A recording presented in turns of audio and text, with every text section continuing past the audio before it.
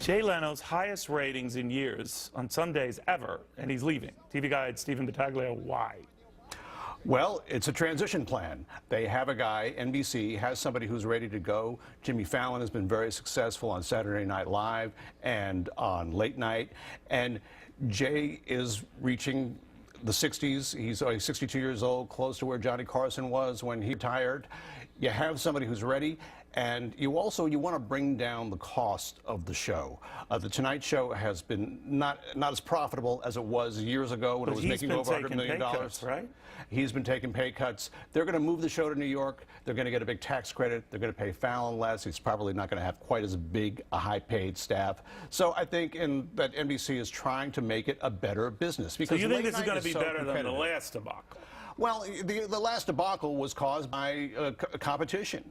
You know, they signed Conan. They promised him the Tonight Show 5 years out because they didn't want him to come to Fox. Had Conan come to Fox when American Idol was a dominant show and Fox was #1 in adults 18 to 49, he probably would have been very, very successful. Well, were they concerned about the same thing happening with Jimmy Fallon, that he'd bolt and go somewhere else? There certainly would have been other opportunities for him. You want to make the transition from a position of strength. NBC is #1 right now, and they feel that they can hold on to #1. Well, where does Jay Leno go? Well, if Jay wants to be on television again, there are plenty of opportunities. I just don't think it's going to be on it's going to be at 11:30 the way he's done it for years, the way he's always wanted to do it.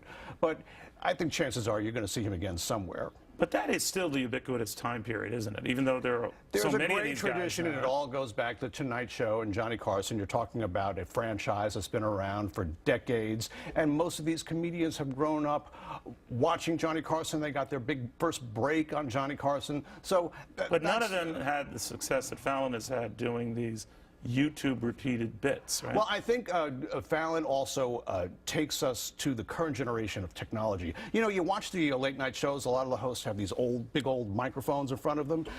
Jimmy has a laptop. He has had that from the beginning. He's always been very fluent on Twitter and Facebook, and I think he taps into a younger generation. I don't know. I like Fallon a lot. I like Jay Leno, and I always think when you're at the top of your game, it just seems weird. It is what it is. There are a lot of choices.